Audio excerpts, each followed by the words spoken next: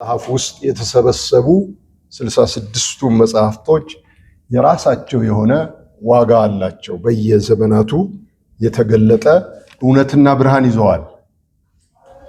ግን ራእይ ስንል የዮሐንስ ራእይ የተባለው እኛ ምን ብለን የጠራ ነው? የኢየሱስ ክርስቶስ መገለጥ ነው ያለው። ስለዚህ ይሄ መጽሐፍ እንደ ማጠቃለያ ነው እግዚአብሔር ይሄ መጽሐፍ ለዓለም የተሰጠ መጽሐፍ አይደለም፣ ለአብያተ ክርስቲያናት ነው። ለሰባቱ አብያተ ክርስቲያናት ጻፍ ነው የሚለው። ስለዚህ ለነዚህ አብያተ ክርስቲያናት እንዲያጠኑት ወይም እንዲማሩት የተሰጣቸው የተገለጠው ኢየሱስ ክርስቶስ ነው። ስለዚህ ኢቭን የናዝሬቱ ኢየሱስንም አይደለም እናጠናው። በዛ በገሊላ ጎዳና በስጋ ወራት የተመላለሰውን ኢየሱስን አይደለም እናጠናው። ነገር ግን የከበረው ከፍ ያለውና ወደ እግዚአብሔር ቀኝ ያረገውን ነው እዚህ ጋር የምንመለከተው። ስለዚህ የወጣውና የወረደውን ክርስቶስን ነው የምንነጋገረው። የወረደው በቤተ ክርስቲያን ሕይወት ላይ ነው። እግዚአብሔር የተመሰገነ ይሁን። ስለዚህ ይሄ ማጠቃለያ መጽሐፍ ሌላ መጽሐፍ ሁሉ እንደው ለሪፈረንስ ወደዚህ እንሄዳለን እንጂ ይሄ መጽሐፍ የያዘው ነገር በጣም አስደናቂ ነገር። እግዚአብሔር አይኖቻችን ይክፈት። ምክንያቱም ብዙዎች የሳቱበት መጽሐፍ ነው ይሄ የዮሐንስ ራእይ የሚባለው። ሰዎች በቀደመው ትምህርት፣ በቀደመው ንባብ፣ በቀደመው መረዳትና በቀደመው ነገር ነው እያረሱትም ያሉት። ነገር ግን ብዙዎች አልተጠቀሙም። እኛም እንዲህ እግዚአብሔር ገልጦልን ወደ ፍሬ ሊያመጣልን የእግዚአብሔር በጎ ፈቃድ ነው። እግዚአብሔር እናመሰግናል። ምዕራፍ 2 ላይ ነን። ቁጥር 9 እና 10 አያይዤ ላንብብ፣ ግን ያለሁት ወይም ያለነው ቁጥር 10 ላይ ነው። መከራህንና ድህነትህን አውቃለሁ፣ ነገር ግን ባለጠጋ ነህ። ይሄ ድሃ የሆነ መከራ የበዛበት ግን ባለጠጋ የሆነ ቤተክርስቲያን ምንድነው? በምንድነው ባለጠጋ የሆነው? እንደገና ደግሞ የሰይጣንም ማህበር ናቸው እንጂ አይሁድ ሳይሆኑ አይሁድ ነን የሚሉት የሚሳደቡትን ስድብ አውቃለሁ። ከዚህ በኋላ ነው ልትቀበለው ያለህን መከራ አትፍራ፣ እነሆ እንድትፈተኑ ዲያብሎስ ከእናንተ አንዳንዶቻችሁን በወህኒ ሊጥላችሁ አለው። 10 ቀንም መከራን ትቀበላላችሁ። እስከ ሞት ድረስ የታመንክ ሁን፣ የሕይወትንም አክሊል እሰጥሃለሁ። ምን አይነት ስብከት ነው ይሄ? ይሄ ስብከት ነው። ጌታ ኢየሱስ ክርስቶስ በመልአኩ በኩል ይሄ መገለጥ ወደ ቤተ ክርስቲያን የመጣው ምንድን ያለው? ልትታሰሩ ነው፣ መከራ ልትቀበል ነው፣ ሰይጣን ሊፈትናችሁ ወይም ሊያበጠራችሁ ነው እና አሜን ይበሉ ወይስ ምን ያድርጉ? ጸልዩ አላላቸውም፣ ገስጹ አላላቸው። ምን ያርጉ ታዲያ? ዴቭ ምን ያርጉ? ጌታ ኢየሱስ ክርስቶስ ለቤተ ክርስቲያን ምንድን ያላት? ትታሰራላችሁ ለ10 ቀን። ዲያብሎስ አንዳንዶቻችሁን ሊፈትን ወህኒ ቤት ሊጥል ነው እና ይቺ ቤተ ክርስቲያን እያንዳንዳችን በጆሮአችን ይሄ ነገር ሲመጣ ምን እናድርግ? ምን ማለትህ ነው ብንለው ምናልባት የሚሰጠን መልስ እስከ ሞት የታመናችሁ ጸልዩ፣ ጹሙ እና ገስጹ አላለም። ይሄ በጣም ትልቅ ነገር ነው ወገኖች። ፍጥረት በእግዚአብሔር አስተዳደር ስር ነው። ሁሉም ፍጥረት ግን ለዚች ቤተክርስቲያን እግዚአብሔር ቤተክርስቲያን ስፔሻል ስለሆነች ለእግዚአብሔር አንዳንድ ጥሪዎች ስፔሻል ስለሆኑ በጆሮዋ መጥቶ ምን አላት? ምንም እንኳ ፍጥረትን በመከራ ባሳልፍም በቅጣትና በመገራት ባሳልፍም ላንቺ ግን በጆሮሽ እየነገርኩሽ እና ከቻልን እንግዲህ ይሄንን እናያለን ዛሬ። ሁሉም ፍጥረት ከበትሩ በታች ነው። የእግዚአብሔር በትር ጸጋን ብቻ አይደለም የያዘው። የእግዚአብሔር በትር በረከትን ብቻ አይደለም የያዘው፣ መከናወንን ብቻ አይደለም የያዘው፣ ዲሲፕሊንም አለው፣ ቅጣት አለው፣ መገራት አለው። የሶስቱ አባቶችን ህይወት ብትመለከቱ በጣም የሚያስደንቅ ነገር ነው የምታዩት። በአብርሃም የምታዩት ሌላ አይነት ህይወት ነው። በይስሐቅ የምታዩት ሌላ አይነት ነው። ካጠናቸዋቸው ሰዎቹ አንዳንዴ ዝም ብለን የአብርሃም የይስሐቅ የያዕቆብ አምላክ ነው የምንለው። የአብርሃም የይስሐቅ የያዕቆብ አምላክ ከሆነ የአብርሃምን ባህሪ እግዚአብሔር በአብርሃም ላይ የገነባውን ባህሪ ማየት አለ። በምን አይነት ሁኔታ በይስሐቅ ላይ የተገነባው ባህሪ በያዕቆብ ላይ ደግሞ የምናየው ባህሪ። በፍጹም ይስሐቅና ያዕቆብ አንድ አይነት ኑሮ አልኖሩ። ሁለቱም የእግዚአብሔር አይመስሏችሁም? ግን ያው የሶስቱም አባት ነው። ስለዚህ ፍጥረት ሁሉ ከእግዚአብሔር በትር በታች ነው። የማይቀጣ ፍጥረት የለም። ምክንያቱም የሁሉም አባት አይደል? አባት ደግሞ ልጆቹን ይቀጣል። በበትሩ ውስጥ ግን ጸጋ ብቻ አይደለም ያለው። በበትሩ ውስጥ በረከት ብቻ አይደለም ያለው። በበትሩ ውስጥ ደህንነት ብቻ አይደለም ያለው። ብዙ ነገሮች የያዘ ነው። እግዚአብሔር ይመስገን። በቀኝ ያውልህ ይላል አይደል? በቀኝ መዋል የማይወድ ሰው አለ? በቀኝ አውለኝ ብለህ ወጥተህ በግራ የምትውልበት ጊዜ ብዙ ነው። ስለዚህ አንተ በቀኝ አውለኝ አልተሰማም። በሰላም ማረፍ፣ የደስታ ጊዜ ማሳለፍ፣ በዚህ ደስ የማይለው ማን አለ? በጣም ብዙ ሰው። የድል ዓመት፣ የመከናወን ዓመት፣ የመከፈት ዓመት፣ የብዙ በሮች በርገድ ዓመት፣ ይህን የማይመኝ የማይወድ ማን አለ? ይህን ባልክበት ልክ እያንዳንዱ ሲዘጋው ሊያጋጥምህ ይችላል። ከማን ነው ይሄ ነገር? ከማን ነው? የምትቀበለው መከራ አለ። እንዳትፈራ ነው እንዳትፈራ። አሁን የዘረዘርኳቸው ነገሮች ሁሉ የሰው ሁሉ ልብ የሚፈልጋቸው ናቸው። ማንም ቤቱ መከራ እንዲጎበኘው አይፈልግም። ማንም በእግዚአብሔር መንግስት ልብ ካልሆነ በስተቀር ማንም መከራን አሜን ብሎ አይቀበልም። ስለዚህ እቺ ቤተክርስቲያን ምን ትበል? አሁን እግዚአብሔር ነው የሚናገረው። ጌታ ኢየሱስ ክርስቶስ ነው በመልአኩ በኩል የሚናገረው። አሜን ትበል ወይስ ምን ትበል? እግዚአብሔር ያመለኩት ለዚህ ነው እንዴ ትበል? እግዚአብሔርን የምናመልከው ለዚህ አይነት ነገር ነው እንዴ እንበል? ይሄ በጣም ከባድ ነገር ነው። ስለዚህ ቀስ ብለን እናያለን። እንግዲህ አማኝ የተባለ በሙሉ ያመነው ለምንድን ነው? ከችግር ለማምለጥ ነው። ኢቭን ሲኦል አንድ ችግር ነው፣ ዋነኛ ችግር አይደል? ሁላችን ያመለጥንበት ዋነኛ ችግር ሲኦል ነው። ከዛስ በሽታው፣ እንቅፋቱ፣ ያለመከናወኑ ምናምኑ፣ ከዚህ ሁሉ ለማምለጥ ነው አማኝ የሆን ነው። ከዚህ ሁሉ ለማምለጥ አማኝ ሆነን የእሱ አማኝ ሆነን እሱ ደግሞ ምን ይላል? ከዚህ ልታመልጥ አይደለም ያመንከው ይልሃል። እናስ ልታሸንፈው ነው ይላል። ክብር ለእግዚአብሔር። ማንም ከመከራ ሊያመልጥ አይጸልይ፣ ነገር ግን ከመከራ በድል እንዲወጣ ይጸልይ። ጸሎት ከመከራ መሸሸጊያ አይደለም። ጾም መሸሸጊያ አይደለም። በኢየሱስ ስም ብትል፣ በኢየሱስ ደም ብትል በፍጹም ከመከራ ልትሸሸግ አትችልም። ይልቅስ ድል በድል ብትሆን እግዚአብሔር አክሊል ቢያበዛልህ ነው የሚለው አይደል? የህይወትን አክሊል እሰጥሃለሁ ነው የሚለው። በእነዚህ ነገሮች ካለፍክ በኋላ የህይወትን አክሊል እሰጥሃለሁ። ማንም ያለ በሽታ መሆን ይፈልጋል። እንደምን እኮ ድሮ በዚህ በዴሊቨረንስ እና በፉል ሳልቬሽን እምነት ውስጥ እኛ ሙሉ ጤንነት ነበር የምንሰብከው። መፈወስ ሳይሆን ይሄ ታሞ መፈወስ አይደለም፣ አለመታመም ነበር የምንሰብከው።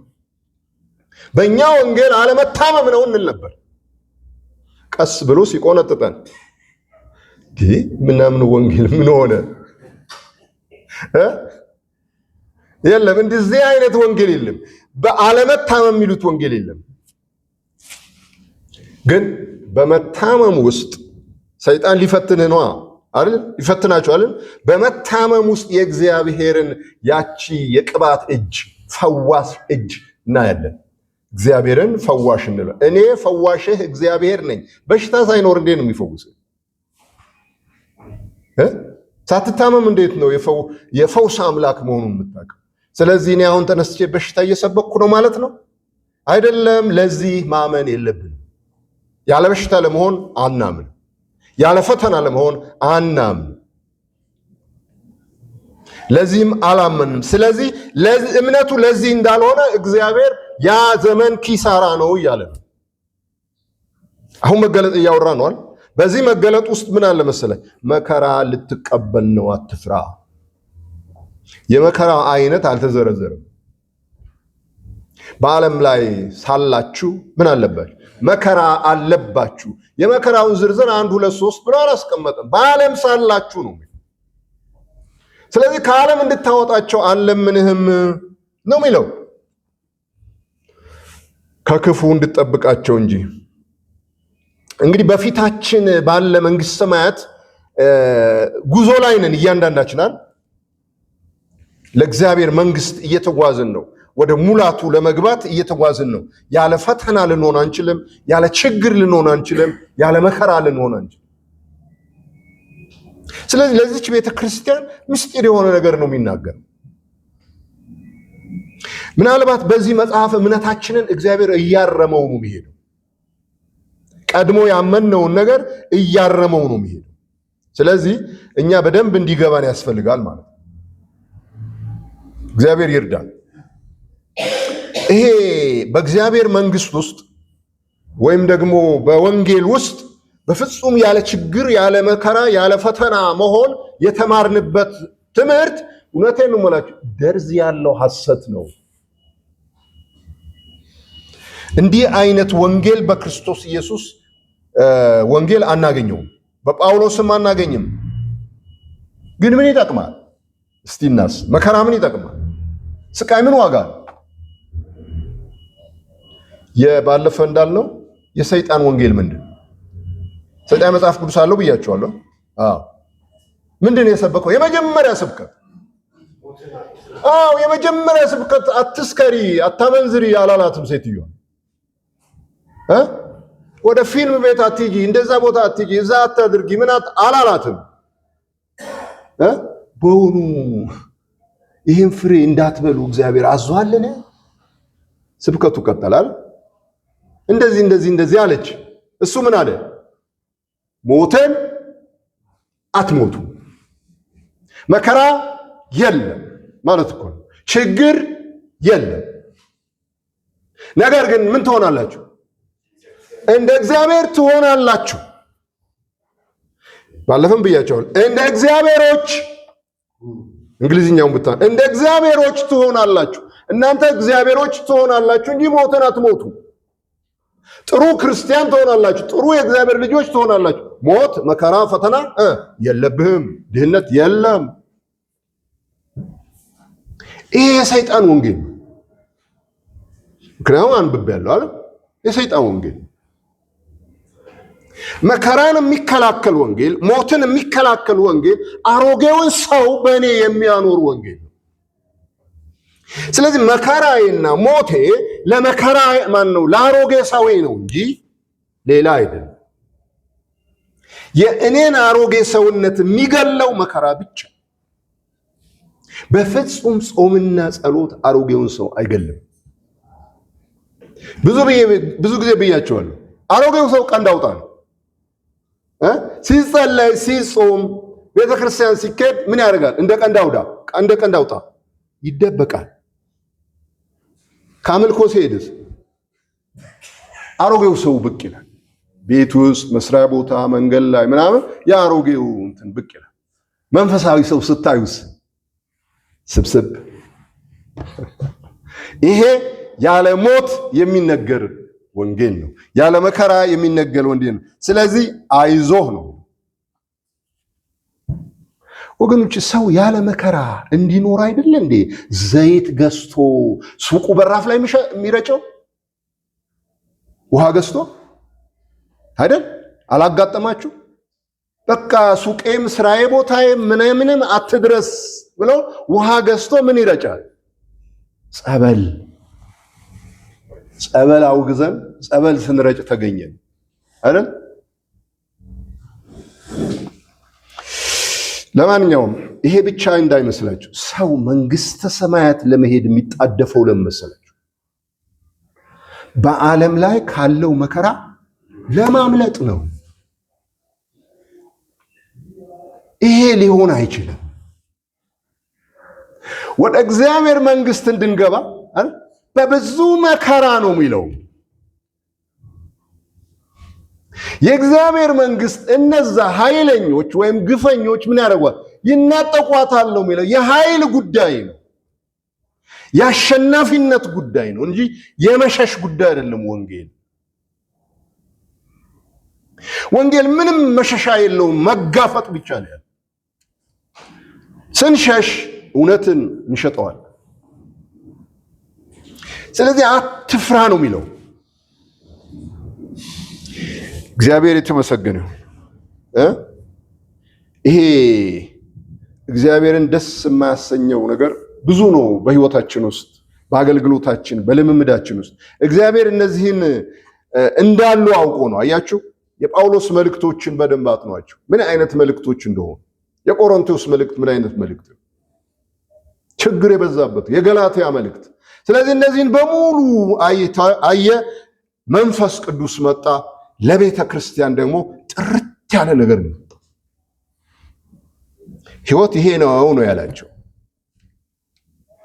እነዛ መልእክቶች በሙሉ ነው ያረመው። ስለዚህ ያለ ፈተና ያለ መከራ ህይወታችን ፍሬያማ እንዲሆን አይችልም። ያለ መከራ ከሆነ ያለ ፈተና ከሆነን ህይወታችን ፍሬያማ ሊሆን አይችልም። ድልም የሚባል ነገር ከኛ የራቀ ነው። እንደገና ደግሞ እግዚአብሔርን መምሰል፣ ክርስቶስን መምሰል ከኛ በጣም የራቀ። ለዚህ እኮ ነው ወገኖች ህይወት በአሁን ጊዜ ግራ የተጋባው። መከራችንን ተቃወምን፣ ፈተናችን ተቃወምን። እዚህ ጋር ግን ተቃውሞ አይልም። ለእያንዳንዱ ቤተክርስቲያን ለሰባቱም የተሰጠ ኳሊቲ አለ። ይሄ ራሱ የህይወት ኳሊቲ ነው። ለሰርምኔስ የተሰጠው የህይወት ኳሊቲ ነው። ምን? መከራን መቀበል ያለ ፍርሃት፣ በእስር ቤት መወርወር ለ10 ቀን እስከ ሞት ድረስ መጽናት የህይወት ንጥር ነው። ይሄ ራሱ ህይወት ነው። ያንን የተቃወም ነው በወንጌል በተለያየ ነገር። አንዳንዴ እኮ ከእግዚአብሔርንም እናማዋለን አይደል? ምን ስላረኩ ነው ይላል እኮ ዳዊት አይደል? ምንድነው ያላበደርኩትን ፈለግኩ ይላል እኮ አይደል? ምንድነው ያላበደሩትን ፈለግ? ምን ማለት ነው? በሱ ህይወት ውስጥ ምንድነው ያደረኩት? ይሄ ሁሉ መከራ በኔ ላይ፣ በዙፋኔ ላይ፣ በመንግስቴ ላይ ምንድነው ይሄ ሁሉ ነገር? ስለዚህ ያላበደረውን ያላደረገውን ይፈልግ ነበር፣ ይመረምር ነበር። ሰው በጽድቁ እንደሚኖር ያምናል፣ በራሱ ጉልበት እንደሚኖር ያምናል። ስለዚህ የሆነ ነገር ሲደርስበት ምን አድርጌ ይሆን? ልክ እግዚአብሔር አንድ ነገር ስታደርግ ለእርሱ ነገር ስታደርግለት ራይት አይደል? እግዚአብሔር ከአንተ ጋር የሚስማማው የሆነ ነገር ስታደርግለት፣ ቤተክርስቲያን የሰጠችህን ሁሉ መመሪያ ስትፈጽምለት እግዚአብሔር ፊቱን ምን ያደርጋል? ፈታ ያደርገዋል። የሆነ መጥፎ ነገር ስትሰራ ደግሞ ፊቱን ይዘረግፍብሃል አይደል? እንደዛ ከሆነ ያስተማሩ እግዚአብሔር አይለወጥም። እግዚአብሔር በፍጹም በእኔ ህይወት ምክንያት አይለወጥም። ስለኔም አይለወጥም። እኔ ነኝ የምለወጠው እንጂ እግዚአብሔር ከቶ አይለወጥም። እግዚአብሔር ይመስገን። ወገኖቼ ክርስቶስ ኢየሱስን እዛ ታች ነበር የተኛው ይላል። እኔ ጀልባ ወይ መርከቡ ምን አይነት ታች እንዳለው ታች ተኝቶ ነበር። ክርስቶስን የቀሰቀሰው ማዕበል ነው። ጠፋን አይደል አሉት። ስንጠፋ አይገድህም ወይ ብለው ያነሱት እኮ በማዕበሉ ምክንያት። በህይወታችሁ ውስጥ ማዕበል ሲመጣ ክርስቶስ ይቀሰቀሳል፣ ይነሳል። ክርስቶስ ሊያድናችሁ ማለት ነው። ክብሩንና ክንዱን ሊያሳይ ይነሳል። አቤት ስትሞቱማ፣ አቤት እምነታችሁማ ሲሞት አይደል እንዴ? አብርሃም እምነት ባልሆነው ጊዜ አይደል በቃ ኧረ ተው እግዚአብሔር ሆይ አለ እኮ። የሆነ ጓደኛውን የሚያወራ ነው። ኧረ ተው እግዚአብሔር ሆይ ይሄ እስማኤል በፊት ቢኖር ይሻላል፣ እንደው የማይሆን ነገር አታውራኝ አይደል ያለው። 99 ዓመቱ ላይ ልጅ ትወልዳለህ፣ ተው እንጂ የማይሆን ነገር አታውራ፣ እንደው ይሄ ልጅ በህይወት ቢኖር አላለው። ለምን? ከ25 ዓመት በፊት ዘርህ እንዲህ ይሆናል ብሎ ሲያስቆጥረው ምን አረገ ነው የሚለው? አመነ፣ ጽድቅ ሆኖ ተቆጠረለት ይላል። ከዋክብትን እኮ ሲያስቆጥረው ከዋክብት ሰው ይሆናል እንዴ? የባህር አሸዋ ሰው ይሆናል እንዴ? እግዚአብሔር ይቻለዋል ብሎ አመነ። የእምነት ጀግና ነበር በዛን ጊዜ አይደል?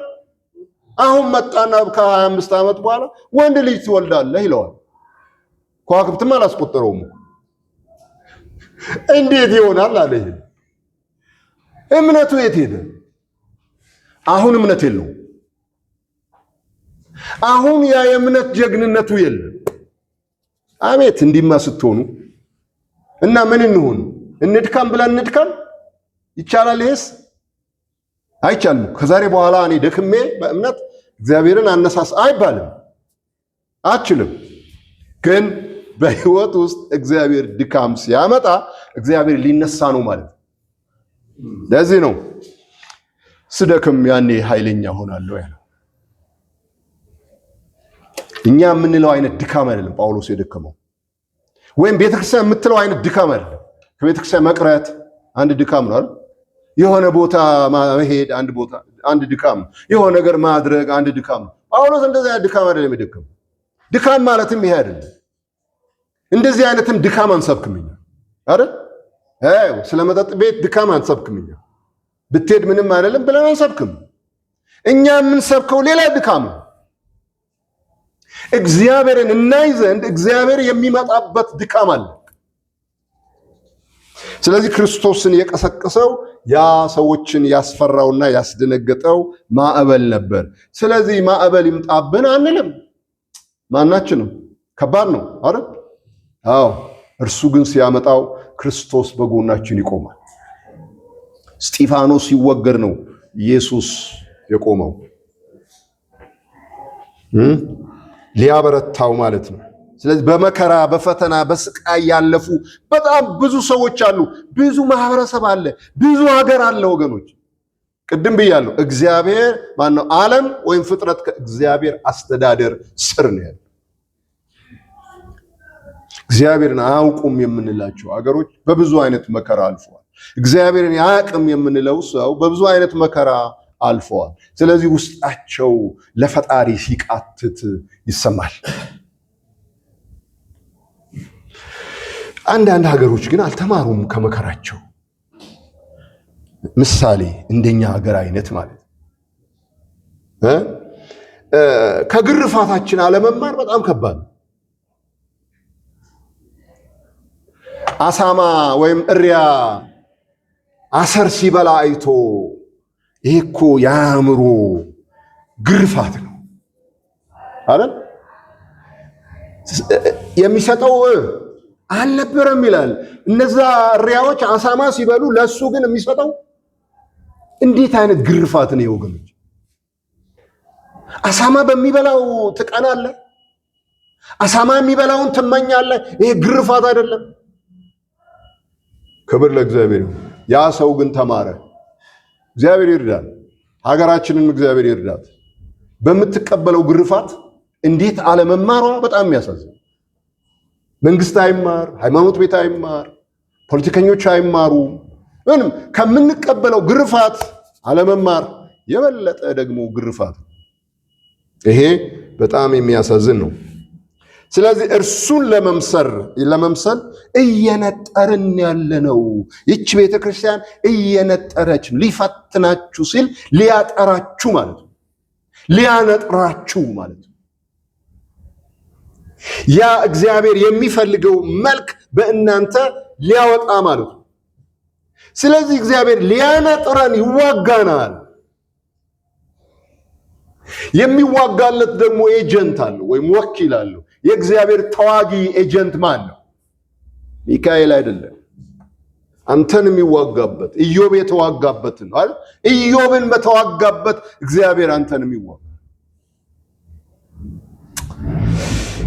እና ምን እናርገው? እኔ አሁን ሰይጣን ሊዋጋኝ ቢመጣ ቅፍ አድርጌ ሊያዘው ማለቴ ነው አይደለም። እግዚአብሔርን አያለው፣ እሱን አላይም። እግዚአብሔር የተመሰገነው። አንዳንዴ መንገዳችሁ ላይ የሚቆም ነገር የለም። አቅዳችሁ አስባችሁ ሁሉ ነገር አመቻችታችሁ ስትነሱ መንገዳችሁ ላይ የሚቆም ነገር የለም። ስለዚህ ኢዮብ እንደዚህ ያለ እግዚአብሔር መንገዴን ያውቃል። አሜን። እግዚአብሔር መንገዴን የሚሄድበትን መንገድ ነው ያለው። እግዚአብሔር የሚሄድበትን መንገዴን ያውቃል። ከፈተነኝ በኋላስ ከዛስ እንደ ወርቅ እወጣለሁ። ለካ ኢዮብን የፈተነ እግዚአብሔር አይደለም። ማን ነው ታዲያ? በእግዚአብሔር ፊት በመጨረሻ የሰው ሞገስ ያገኘው ባለ ብዙ ሀብትና ልጆች የሆነው በሀገሩ ያሉ ሰዎች ሁሉ ስጦታን ያመጡለትና ያከበሩት ሰው የሆነው ማን ፈትኖት ነው? ከፈተነኝ በኋላ እንደ ወርቅ እወጣለሁ። እባካችሁ የእግዚአብሔርን ሥራ ለሰይጣን ክሬዲት አትስጡ። ቢያደርገው እንኳ ምንድን ነው የሚለው? ኢሳይያስ 54 ላይ በወናፍ የሚያናፋ መሳሪያ የሚፈጥረውን ፈጥሬአለሁ ነው። ምዕራፍ 54 ላይ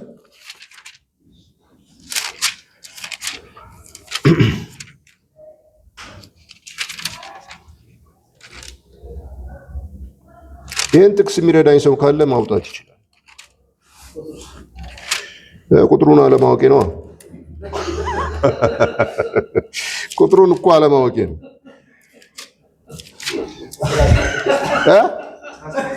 ስንት ምዕራፉስ? 54 እሱ አይደለ ታዲያ 10 yes እሺ ምን ይላል?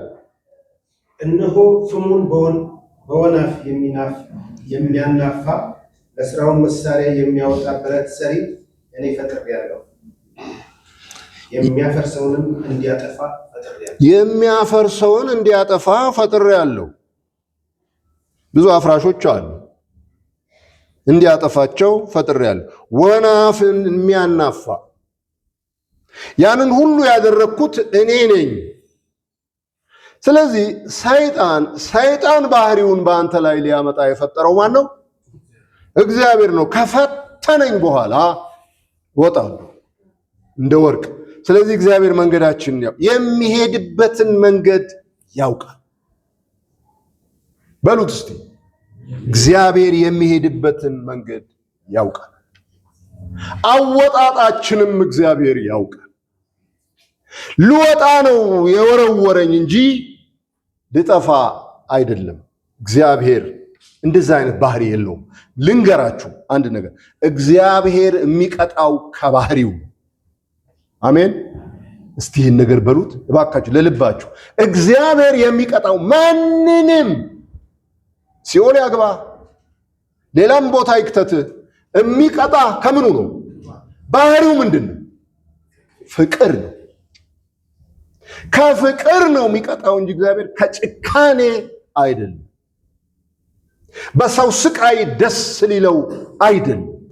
ስለዚህ ምንም አይነት ቅጣት በእኛ ቢመጣ ከባህሪው ነው የሚቀጣ፣ ከፍቅሩ ከምህረቱ እንደገና ከማንሳቱ። ይሄ ነው የእግዚአብሔር አሰራር። እግዚአብሔር ይመስገን። ስለዚህ የሚሄድበትን መንገድ ያውቃል ሲል የማልፍበትን መንገድ ሁሉ ያውቃል። ወጀብ ቢሆን አውሎ ነፋስ ቢሆን ውሃ ቢሆን ባህር ቢሆን ማንኛውም ነገር አይደል የማልፍበትን ያውቃል። በአውሎ ነፋስ ውስጥ መንገድ አለ አይደል? በባህር ውስጥ መተላለፊያን ያደርጋል። በእያንዳንዱ ነገር ውስጥ እግዚአብሔር መንገድ አለ። ግን ይሄንን እንዘነጋለን። ብዙ ጊዜ ስለምንዘነጋ ነው ያልሆነ ጩኸት በእግዚአብሔር ፊት የምንጮኸው እና እግዚአብሔርንም እናማዋለን። ስለዚህ ምን ተባለ? እስር አለ ይላል። እስር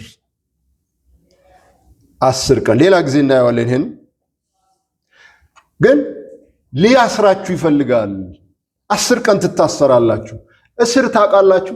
እስር ቤት ገብቶ የሚያውቅ እኔ እጄን አወጣው ለአንድ ቀንም ቢሆን ሁሉም ወንጀለኛ ነው ለካ እዚህ ግቢ ውስጥ ያለው ለካ ጸንታችሁና ነጽታችሁ ነው እንጂ ለካ ሁሉም ወንጀለኛ። መቼስ መንግስት ያለ ነገር አያስገባህም አይደል? ዝም ብሎ ተነስቶ እኮ አይነዳም መንግስት ወደ። ስለዚህ የሆነ ነገር አለች ማለት ነው ከኔ ጀምሮ። ለማንኛውም በእርግጥም ሁልጊዜ መንግስት አጣርቶ ያስራል ማለት አይደለም። ዝም ብሎ በጅምላም የሚከትበት ጊዜ አለ። የጠረጠረውን ሁሉ ያስራል። ኋላ 10 ዓመት 20 ዓመት ያቆይና ነፃ ነህ ይለዋል። እንዲህም አይነት ፈራጅ አለ። ለነፃነት አስሮ በነፃ ለቀቀ። እሺ ለማንኛውም እስር ምንድነው? አሁን ምን እንድታስቡ ነው? እዛ እስር ቤት የሚለው ነገር በአንድ ቦታ ተከልለህ ነው ያለው። ሽንት ቤት የምትሄደው ተከፍቶልህ፣ አረ ምግብ የምትቀበለው በመስኮት ነው። በቃ ታስረሃል ማለት ያንተ አይደለም። ካንተ በላይ በሆነ ቁጥጥር ስር ነው ያለው። የታሰረ ሰው በቁጥጥር ስር ያለ የተገደበ ሰው የራሱ አይደለም፣ ፈቃድ የለውም፣ በቦታም ውስን። ስለዚህ ጳውሎስ ምን ይላል? የጌታ እስር የሆንኩ። ስለዚህ ትታሰራለህ ሲል ምናልባት ሬሊ የሆነ ተፈጥሯዊ እስር ቤት ገብተው ይሆን ወይስ ደግሞ በመጣበት ፈተና በደረሰበት መከራ በቤተ ክርስቲያኒቱ ሞት ከእግዚአብሔር ሐሳብ ውጭ ሌላ ሐሳብ አታስብም፣ እስረኛ ነህ። ልክ ያ ጌታው ጆሮውን የበሳው ባሪያ ትዝ ይላችኋል። ጆሮ የተበሳበት ምክንያት ከጌታው በቀር ማንንም አይሰማ። ማንንም ለእኔ ምን ሆነሃል? ተለይተሃል፣ ተበስተሃል። እንደዚሁ ትታሰራለህ ሲል በደረሰብህ ነገር በሙሉ ለእግዚአብሔር ፈቃድና ሐሳብ ምን ትሆናለህ? ትታሰራለህ። የራስ መንገድ፣ የራስ ውሳኔ፣ የራስ ፈቃድ፣ የራስ ነገር አይኖርህም። ያቺ ቤተክርስቲያን እንደዚህ ሆነች አልሆነች እኔ እሱ አያገባኝም። እቺ ሰርምኔስ የምትባል ይሄ ግን ለኔ ነው አይደል? አዎ የእግዚአብሔር ሐሳብ በህይወታችን በሚመጡ ነገሮች ሁሉ ለእግዚአብሔር እስረኞች እንድንሆን። ለእግዚአብሔር እስረኛ መሆን በጎ ማለት ይገባቸዋል ምን ማለት እንደሆነ። ለእግዚአብሔር በጎ ፈቃድ ብቻ መለየት ማለት ነው። ለእግዚአብሔር ሐሳብ ብቻ መሞት ማለት ነው። ስለዚህ እንዲህ አይነት ክብርም አለው እግዚአብሔር ይመስገን። መለኮታዊ ባህሪ በእግዚአብሔር ቁጥጥር ስር ነውና ያለው። ያንን ልካፈል የምችለው እግዚአብሔር ሲያጥረኝ ብቻ። ለእግዚአብሔር እስር ከሆን እግዚአብሔር ያጥረኛል፣ ይከበኛል፣ ይቆጣጠረኛል። መውጣት መግባቴን ሁሉ ይቆጣጠራል። ምክንያቱም ለእግዚአብሔር የታሰርኩ ነው። እግዚአብሔር ክትትል ያደርጋል በእኔ ላይ። እግዚአብሔር ይከታተላችሁ። አሜን። አሁን መንግስት አንድ ያመጣው ፈሊጥ አለ። ምንድን ነው መሰለህ? ይሄ ነጋዴዎችን በማንኛውም መንገድ ምን ማድረግ? መከታተል። ግብር ከመስረቅ ምን ማለት? ማስጣል። ይሄ ፖሊሲው ነው አይደል? ጥሩ ነው። ግብር አገር ልማት ነው አይደል እንዴ? እግዚአብሔር ደግሞ ይከታተልሃል።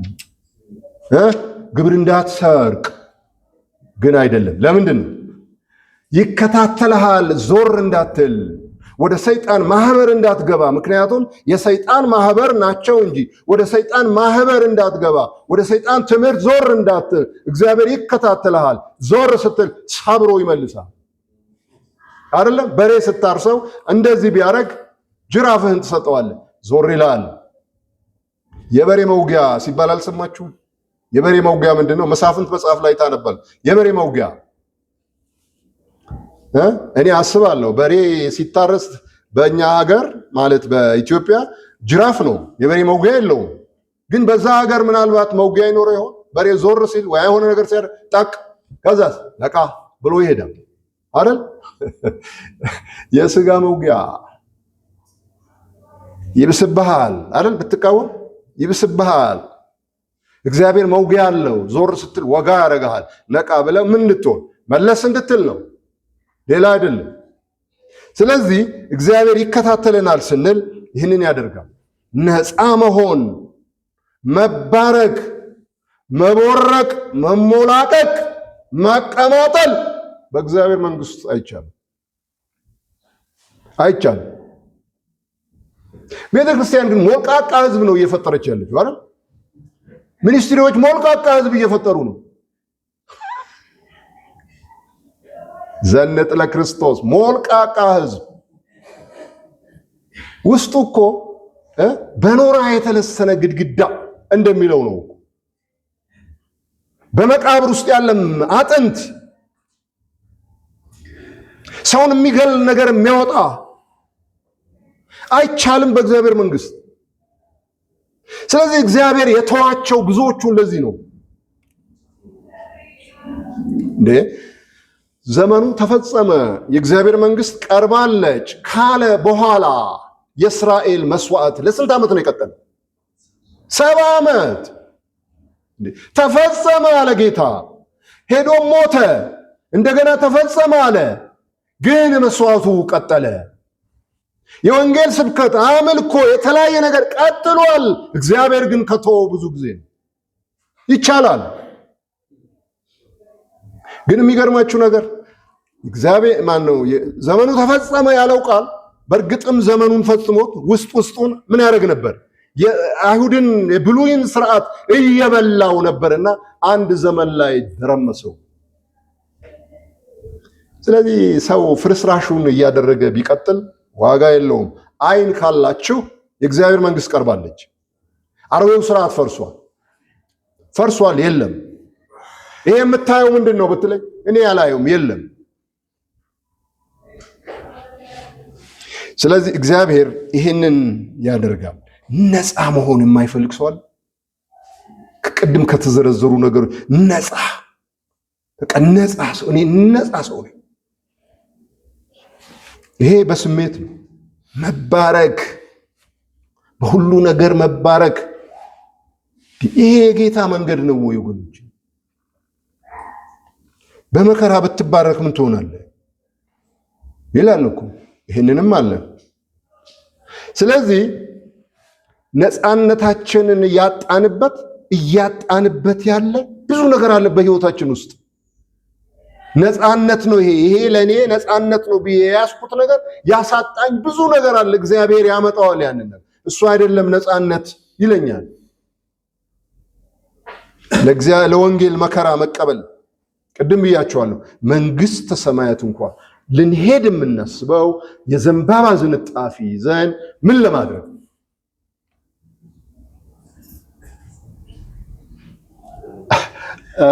ዶብ አንድ መዝሙር ነበር ቦርም ምን እንጀሩ ምናምን ታውቂዋለሽ? ያደውን እንጀሩ ጨርሽ ውስጥ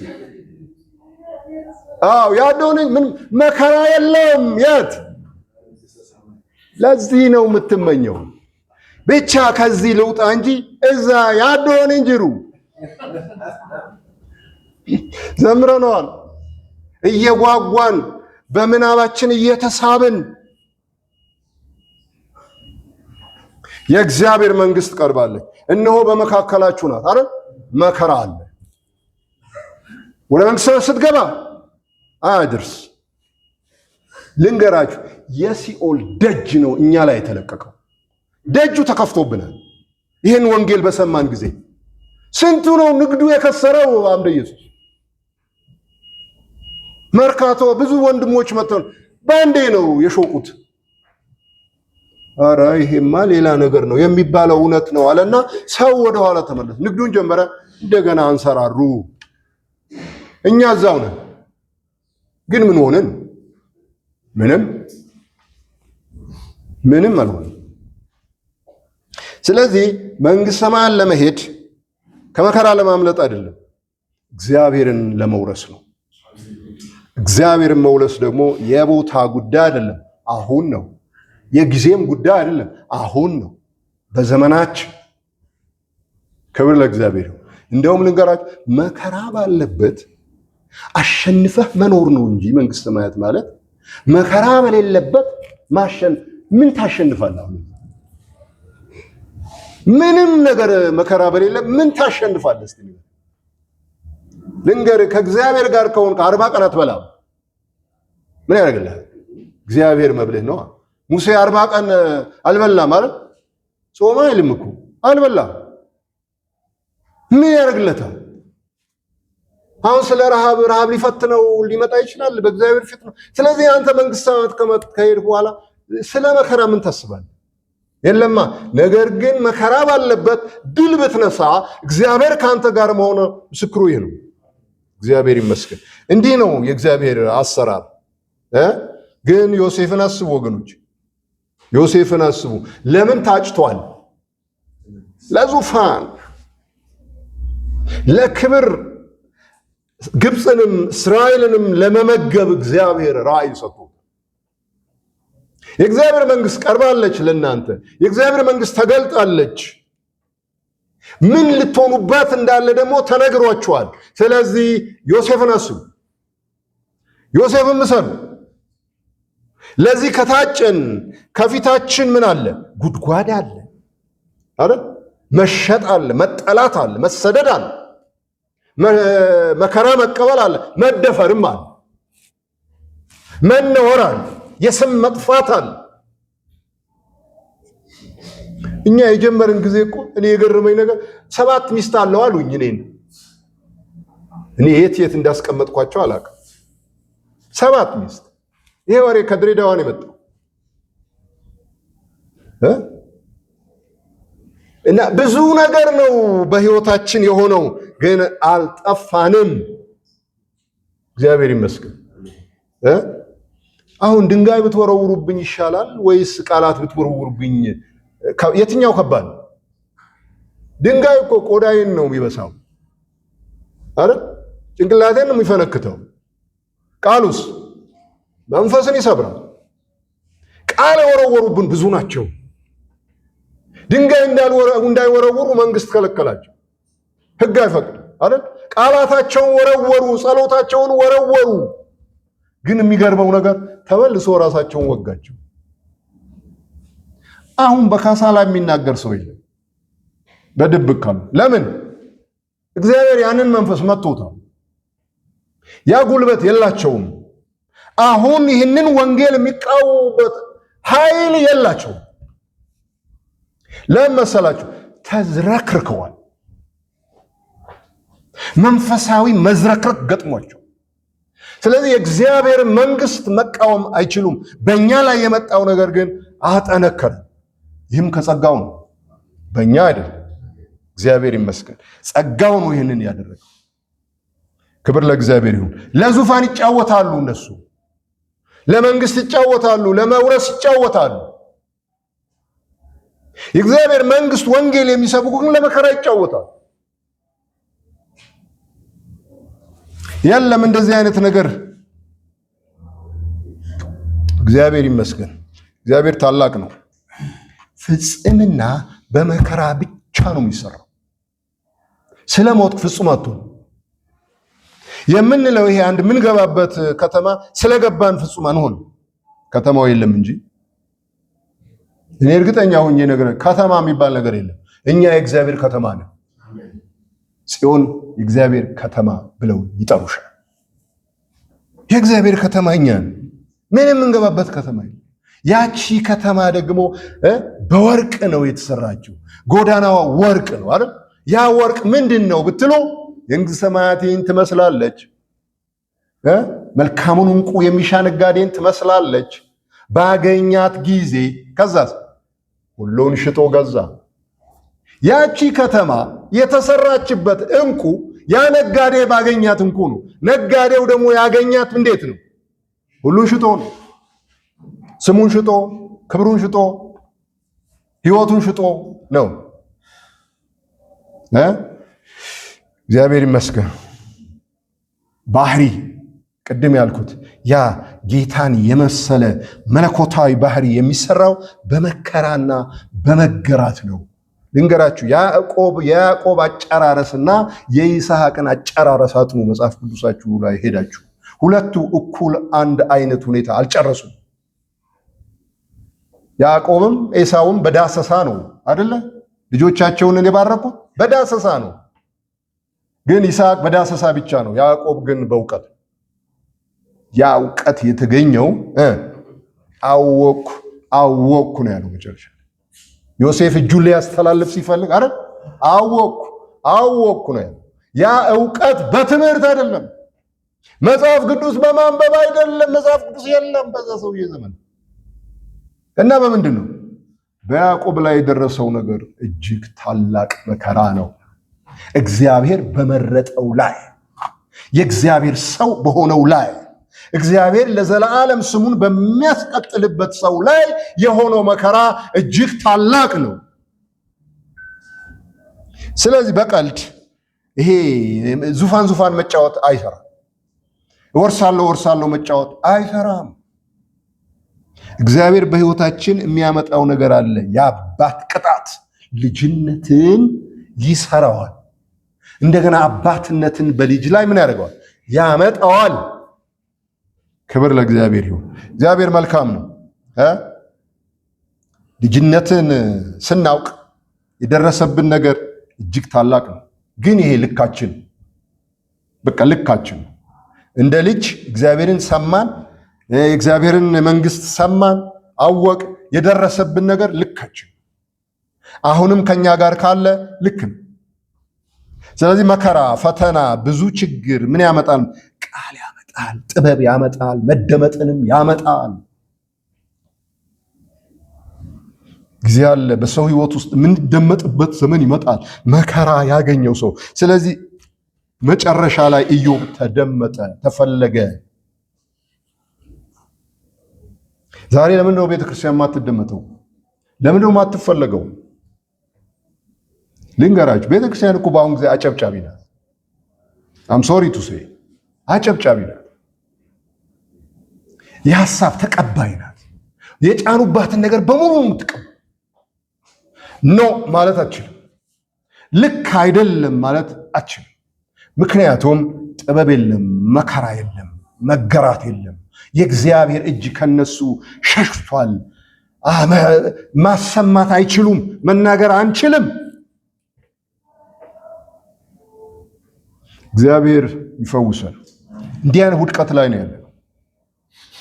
ግን ይችን ቤተክርስቲያን የህይወት አክሊል ነው የተሰጣት። እግዚአብሔር ሲፈትን የደከምንበት ጊዜ ብዙ ነው። የሸሸንበት ጊዜ ብዙ ነው። እግዚአብሔርን ያማረርንበት ጊዜ ብዙ ነው። ስንፈተን የጾምንበት የጸለይንበት ጊዜ ብዙ ነው። ለምን መሰላችሁ? ለመከላከል። እባክን አርቅልኝ የሚባላ እሳት ነው እግዚአብሔር። ማንን ይበላል? ገለባህን። እርሱ በመንፈስ ቅዱስና በእሳት ያጠምቃችኋል። እግዚአብሔር ይመስገን። ስለዚህ እግዚአብሔር የሚያጠምቅ ከሆነ ማንን ነው እግዚአብሔር የሚበላው? እሱ የሚባላ እሳት ማንን ነው የሚበላው? አሕዛብን። በእነርሱ ያለ እኮ በእኛም አለ። ምን የሚሉት ነገር? አሮጌ ሰው ያ ገለባ እግዚአብሔር አውድማውን ፈጽሞ ያጠራዋል። የራሱ አውድማ አለ። በዛ አውድማ ላይ ገለባ አለ፣ ስንዴም አለ።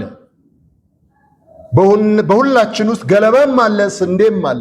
ያ ገለባ በምን ይጠራል ብትሉ ይሄ አምልኮ በምንለው አምልኮ አይጠራም።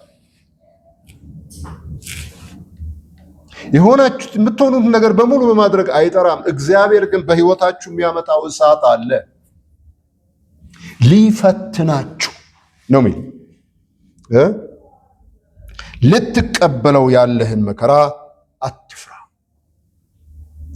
ወገኖቼ እዚህ ጋር የተጻፈው ለአብያተ ክርስቲያናት ነው አይደል የሚናገረው? ግን እንደ ግለሰብ ነው። ልትቀበለው ያለህን መከራ አትፍራ። ራእይ የማህበር ጉዳይ አይደለም። የደቦው ነገር አይደለም። ይሄ ዮሐንስ መገለጥ የደቦው ጉዳይ አይደለም፣ የግል ጉዳይ ነው። መከራ ትቀበላል። ይህንን አትፍራ። እነሆ እንድትፈተኑ ዲያብሎስ ከእናንተ አንዳንዶቻችሁን በወህኒ ሊያገባችሁ አለው። ቅድም እስር ቤት የገባችሁ ብዬ ነበር። ወህኒ የገባለ ማረሚያ ይሉታል አሁን አይደል? ድሮ ምን ይባል ነበር? ወህኒ የገባለ እኔ አለ የኔ ነገር በዛ ምንድን ነው እንዴ? እዛም አለ ወህኒ የገባ ወንድሜ። እኔ እናንተ ምን ሆነን ነው ወህኒ የገባ? ወህኒ ደግሞ ከእስር ቤት የባሰ ነው። እስር ቤት ቢያንስ ፍርድ ቤት እቀርባለሁ ብለህ ተስፋ ታደርጋለህ። በዋስ ይፈቱኛል ብለህ ተስፋ ታደርጋለህ። ብዙ ተስፋ አለ እስር ቤት። ወህኒስ ተጠናቅቀህ ነው የምትላከው። ዋስ የለ፣ ምን የለ፣ ቀጠሮ የለ። በቃ ያቺ የተሰጣህን ቀን ዓመታት እስክትጨርስ ነው የምትቀመጠው። ወደ ወህኒ ነው የምትገባው። ዞር ብለህ እንኳ ተስፋ የምታደርገው ነገር የለህም። እግዚአብሔር ታላቅ ነው በሚባል በእግዚአብሔር እጅ መውደቅ ምንድን ነው? እጅግ የሚያስፈራ ነው። ስለዚህ ይህንን ህይወት ስላጣን መሸነፋችን በዛ። እግዚአብሔር በህይወታችን የሚያደርገው ነገር ምክንያት እንሰጥለታለን፣ ጥቅስ እንጠቅስለታለን፣ ማምለጫ እናበጥዝለታለን። እንደ እግዚአብሔር መንግስት ልጆች እንደተጠራን አናስብም። ራሳችንን ወደኋላ ሄደን አሁን ካሉት ጋር ለማስተያየት እንሞክራለን። አይቻልም ይሄ። ምክንያቱም ቅድም ብያለሁ፣ ልዩ መገለጥ አለ። የወል የሆነ መገለጥ እንዳለ ሁሉ ልዩ መገለጥ ደግሞ አለ። ኢየሱስ ያድናል በሚለው ልዩ እና የወል መገለጥ ውስጥ ለአንተ ልዩ ሆኖ የሚመጣ መገለጥ ደግሞ አለ። እንዴት እንደሚያድን አንተ ታውቃለህ። በአፍ ብቻ አይደለም የምትለው አይደል? ስለዚህ የወል የሆነ ኢየሱስ ያድናል የሚለው ነገር ለአንተ በግል በኑሮህ ተአምር ሆኖ ይመጣል። ክብር ለእግዚአብሔር ይሁን። እንዲህም አይነት ነገር አለ። ስለዚህ ያለ መከራ እንዴት የዓለምን ችግር መካፈል እንችላለን? እንዴት የዓለምን ችግር ልናስብ እንችላለን? ዓለም ከችግሯ እንድትወጣ እንዴት መማለድ እንችላለን? እንዴት ልጅነታችንስ ሊሆን ይችላል? ስለዚህ የመከራ ብዛት ልጆችን እጅግ ይቀርጻቸዋል፣ በእውነትም ልጆች ያደርጋቸዋል። መከራ ሲፈጸም ምን ማለት መሰለህ? ከዛ ከመከራ የምናገኘው ትምህርት ስንወስድ ማለት ነው። መከራ የተላከበትን ዓላማ ለኛ ሲሆን ማለት ነው ትምህርቱን እንወስዳለን። ይሄ ነው የእግዚአብሔር አሰራር። እግዚአብሔር ይመስገን በክርስቶስ ባህሪ ለመፈጸም እነዚህ ነገሮች በህይወታችን ተደጋግመው ይመጣሉ። አልጨረስኩትም ይሄንን ክፍል። ምክንያቱም ምንድነው ያለው? 10 ቀን መከራን ትቀበላላችሁ፣ እስከ ሞት ድረስ የታመንኩን የህይወትንም አክሊል እሰጥሃለሁ። እስከ ሞት ድረስ ምን ነው የሚሞተው ወገኖች? እኔ ድሮ ይሄን ጥቅስ አነበው እስከ ሞት ድረስ ሲል ያቺ ዮሴፍ የምገናኝባት ቀን ይመስለኝ ነበር። ዮሴፍ እዚህ መቃብር ይመስለኝ ነበር። አይደለም፣ እስከ ሞት የሚገልህ ነገር ነው የሚመጣው። እግዚአብሔር ነገርን ካመጣው የሚመጣው የሚገልህ ነገር እስከዛ ድረስ ምን ሆነ? አልጨረስኩትም ብያቸዋለሁ። ሳምንት ጨርሰዋለሁ። እግዚአብሔር ይባርካችሁ። እንጸልይ። ሃሌሉያ። አባቶይ ዛሬ ደግሞ ይህንን ሰማን። በልባችን የታተመ ይሁን፣ በልቦናችን የተጻፈ ይሁን። ይህ ለክብራችን ነው። ይህ ለድላችን ነው። እግዚአብሔር ያንተን መልክ ለማንጸባረቅ ነው። ልጅህን ኢየሱስ ክርስቶስን ለመምሰል ነው። ለውድቀት አይደለም፣ ለመጠመድ አይደለም፣ ለጥፋት አይደለም፣ ለሽንፈት አይደለም።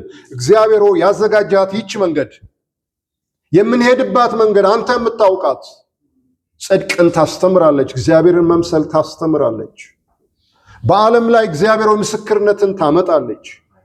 እናመሰግንሃለን ለዚህ ስለጠራሃን።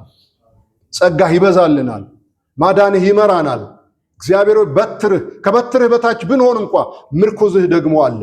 እናመሰግንሃለን። መርኩዝህና በትርህ እነርሱ ናቸው እኛንም ያጽናኑ። ክብር ላንተ ይሁን። በበትርህ ስንመታ ምርኩዝህ ያጽናናናል። ጸጋህ በቂ ነው። እናከብረሃለን በኢየሱስ ክርስቶስ